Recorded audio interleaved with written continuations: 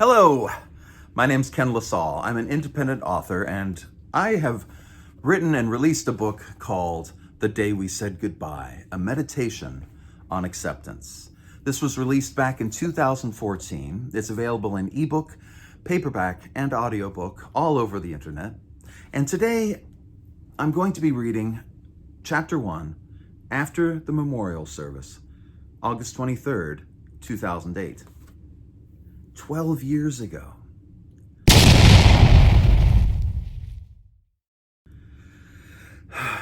I miss my dad every single day, and it's mind-boggling to think this happened 12 years ago. So, I'll begin.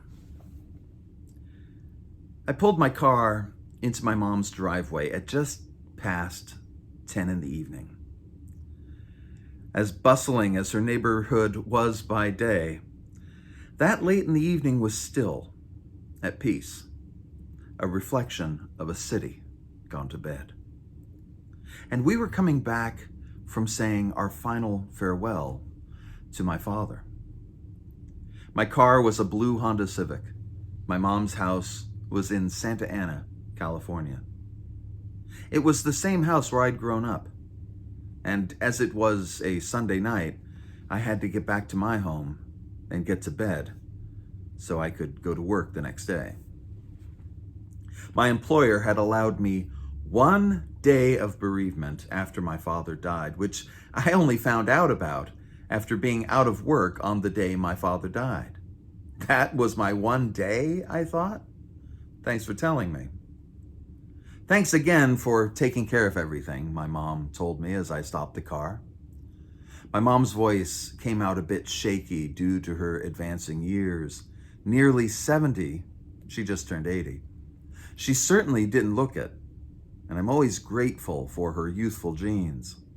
I should also mention that she was pretty tired. We'd been on the road all weekend. Sure, Mom, I said. I'm glad we were able to get everything worked out. My mom smiled across the car at me, that same smile she always gives, as if she's just so happy everything worked out. Not just the big things either, anything, everything. She has reason to be happy, I suppose. Things haven't always worked out for her. That was one of the reasons I felt I should take care of everything for her after my father died. Don't get the wrong idea. My father and mother had been divorced since 1970. And yet, she had been invited to attend his memorial service, and she had gone. Here was an elderly woman who, for as much as she takes care of herself, and as well as she handles her finances, had been asked to cross state lines, almost dropped the book, to attend the memorial service of a man who had divorced her over 30 years before. I certainly couldn't let her go alone. Just removing a bookmark. And I guess that's what the smile meant, looking across from the other side of the car. Are you going into work tomorrow? She asked me. I shrugged. I don't have any more bereavement time, I told her. Disbelieving, she asked, all they gave you was 1 day? And I kind of shrugged my shoulders. That's all they gave me, Ma. My mother had worked for years in a union factory with union benefits. She had enjoyed union pay and certainly more than 1 day off for bereaving a dead parent. If her tone of voice was to be believed, yeah, I'm doing really well. Let's have a little coffee. She had enjoyed union pay and certainly more than 1 day off for bereaving a dead parent, if her tone of voice was to be believed. And yet, as far as I knew, here was someone who voted in every election for a political party that wanted nothing more than to destroy unions. The Republican Party had been doing little else but obliterating the middle class since the days when she was married to my dad. And yet, despite any consideration to common sense, she kept on voting for them. and she was shocked that all I got was 1 day. I fought another impulse to remind her that her Republican votes had contributed to my lack of bereavement time. Elections have consequences, after all. And this was before Trump. Instead, I told her I had to go home and got out of the car to help her out. I gave her a hug, and she kissed me on the cheek, and then I walked her to her door and said goodnight.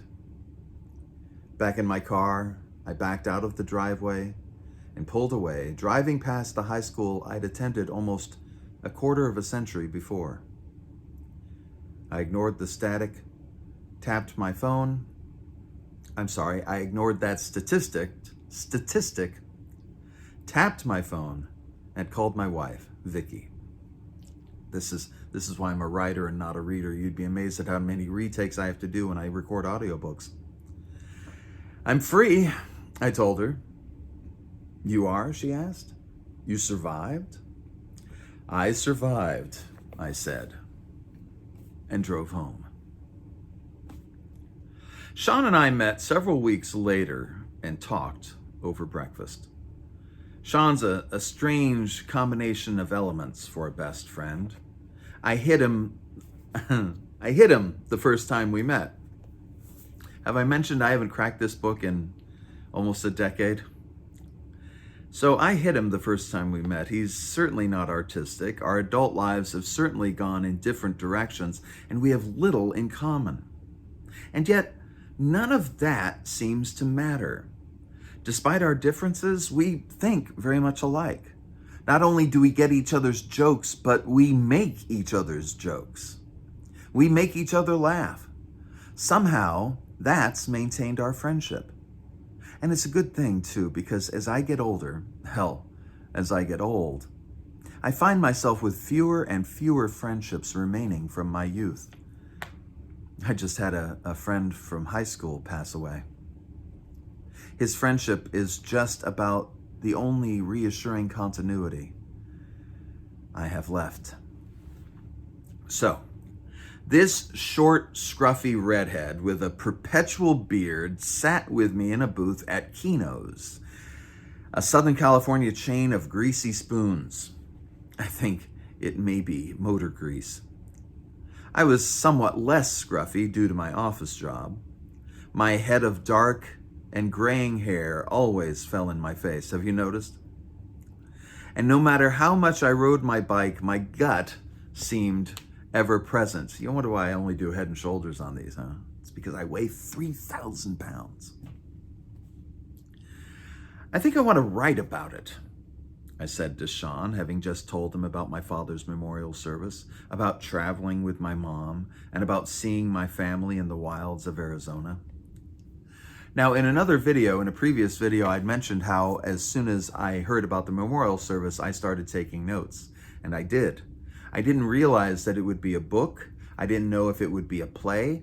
When I take notes, I just take notes because I know that there's material there. I just don't know what it's going to turn into. What are you going to write? He asked. The whole thing, I said. I tucked into my eggs, hash browns, sausage, and pancakes. The usual. Except that's not so much the usual anymore. Sean tucked into his eggs, hash brown, bacon, and toast. What do you mean, the whole thing? All of it, I replied. The only thing is, I'm not sure how. Do I write it as a novel so I don't have to worry about offending anyone? Do I do it like a memoir? Do I make it a philosophical book like I did with Climbing Maya? And if I do, what'll it be about? What's there to say? Then where do you start? He added. Where do I start? I took a sip from my coffee, which was actually 1 part coffee and 9 parts sugar. I start where you always start in a book like that. I start at the beginning. Now, of course, you know already that I didn't start at the beginning. I started at the end with goodbye.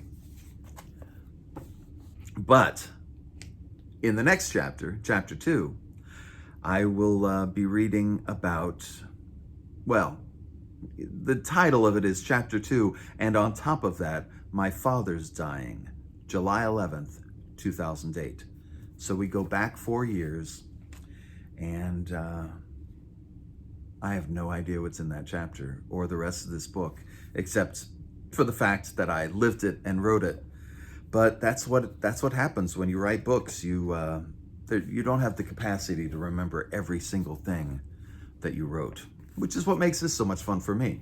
So I hope you join me next time for the reading of Chapter 2 of The Day We Said Goodbye, a meditation on acceptance. And there'll be a whole lot more as well. You take care of yourself. Bye-bye. And there you have it. You've just survived another Ken Salle video. For more information about new releases, projects in the works, or even stuff from the archives, head on down to kenlasalle.com. You can also find me on Facebook, Twitter, and all around social media, just as long as it's called Facebook or Twitter. Thanks for your support, as always. Be sure to subscribe to this channel, and I'll be back soon with more nonsense.